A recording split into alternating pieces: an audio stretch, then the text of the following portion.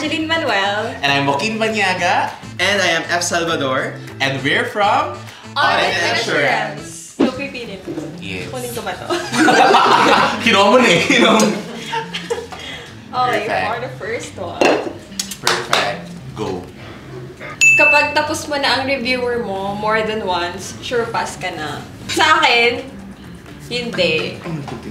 Hindi siya totoo. Kasi nangyari to sa akin. Pre-boards ko bagsak. Agree. Pero na lang ako, te. Ganun ka na lang mo. Ako hindi na ako naniniwala sa statement na yan. Well, depende rin kasi sa learning styles ng mga tao. If talagang super sulit na nung reviewer, parang fully cover na lahat ng nandun sa board exam. Depende sa laman ng reviewer. Thumbs down. Kasi anong tawag nito, hindi naman nade-determine ng isang exam. Yung, kumbaga, di ba lahat kasi nung tinitake natin, pre-boards, like, bago yung mismong exam, like lahat ng review, it's an assessment.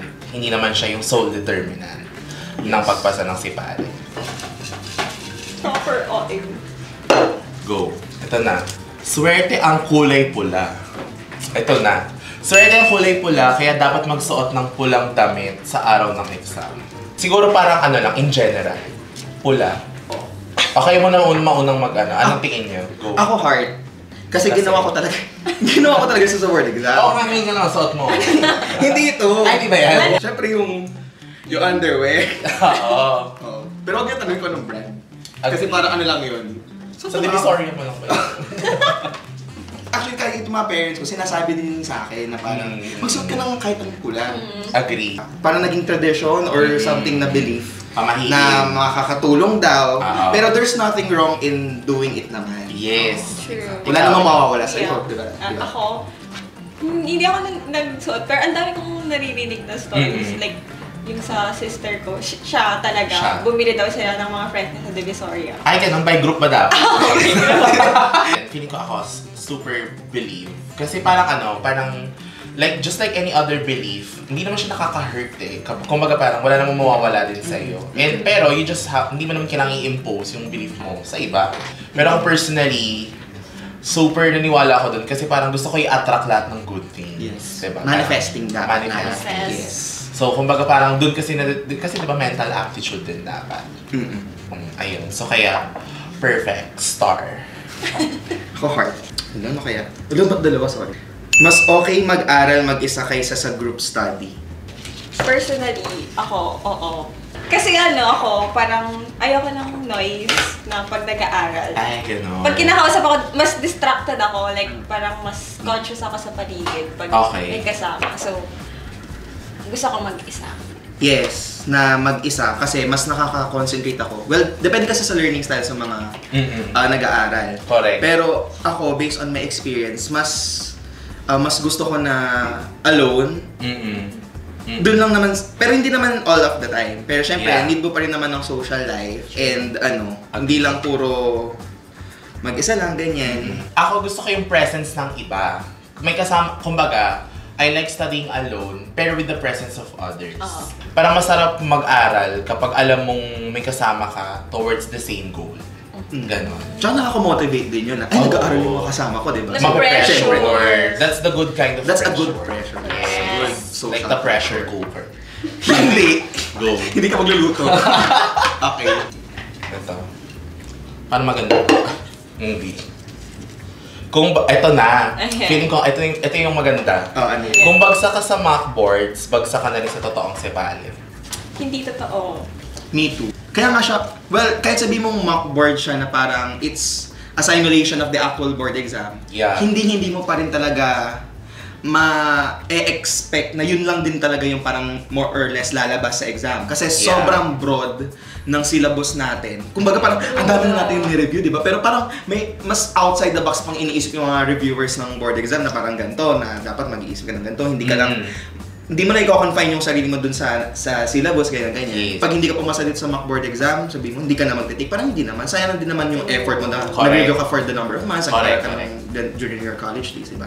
So hindi talaga ako naniniwala. Ayun. Ako parang mas gusto ko pa ngayon bumagsak ako ng pre-board kasi parang naging fuel ko yun.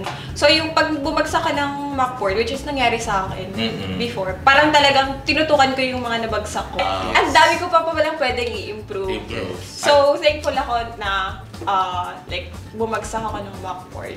Tapos ngayon, CBA na. Yes. Ang lagi ko lang nire-response, kumbaga yung pinaka-response ko sa kanila would be, yung pre-boards is a tool.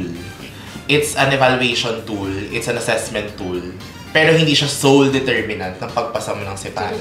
Gamitin mo siyang fuel na i-boost yung sarili mo and to do better. Kasi alam mo na yung kung saan ka mag-focus eh. Kasi nakikita mo doon kung ano yung mga topics, areas na marami kang mali, gano'n, di ba? So, parang yun yung magiging way mo to achieve your goal, which is yung maging CPA, di ba? So, yun lang talaga din, battle of attrition, di ba? Eto. Dapat may special pencil na gagamitin sa exam. Yung ginagamit mo lagi habang nag-review. Hindi totoo. Bakit hindi totoo yung... Ako? Kasi yung ginamit ko po, ayoko po kasi yung yung lapis na, yung may clip. Correct. Gusto ko yung mahaba kasi feel ko yung, yung motion nung pag nag-shade ako or may physics behind pa ang pencil para sa... May atake yun. Shading, gano'n. May natatandaan ako before na kung ano yung ginagamit mo sa pag-aaral mo na lapis. Parang syempre, parang meron you form a special relationship with the lapis. So, special bond. You form a special bond to achieve that goal. Pero, well, ako kasi, yung mga lapis ko na, matagal naman din siyang umikli. So, parang umabot pa siya talaga hanggang board exam. So, kung ano yung ginamit ko nung review until nung board exam, same lang siya. Hindi naman siya yung sumobrang easy. Ako kaya ako nag-thumbs down kasi parang nung time na yun, naglaan talaga ako sa mga pencils na kumbaga, yung sa board exam ko, nagpatasa kasi ako sa parents ko. Ay, ako din. Oo. So, yung mga ginamit ko nung sa boards, yung tinasa nung parents ko. Kasi pinrioritize ko lang yung paniniwala ko or yung belief ko na yung parents ko would also bring me success. Ganon. Parang ganon. So, parang I owe it, not only to sa parents, diba? It may be your friends or your family or your iba mong kakilala. Doon daw magpatasa. Kaya doon ako naniwala. So, bumili talaga ako ng special set ng pencil. Kung ba, separate set of pencils na gagamitin. Just to be clear, yung special na yan is Mongol din naman, di ba? Mongol din naman. Mongol kasi yun need sa board exam. Oo, yun yung need. Kasi pag ibang type of pencil yan, baka hindi mabasa yung dun sa answer sheet. Oo, sayang. So, just a reminder lang. Oo. Mongol. Sundin ang yung instructions and guidance ng ating board and the PRC. Yes. Hindi na kailangan mag-break habang nagre-review, sayang ang oras. Di-dislike ako. Hindi totoo. Wala din kasing isa pang dislike. Cry na lang ulit. For me, nagmamatter yung break.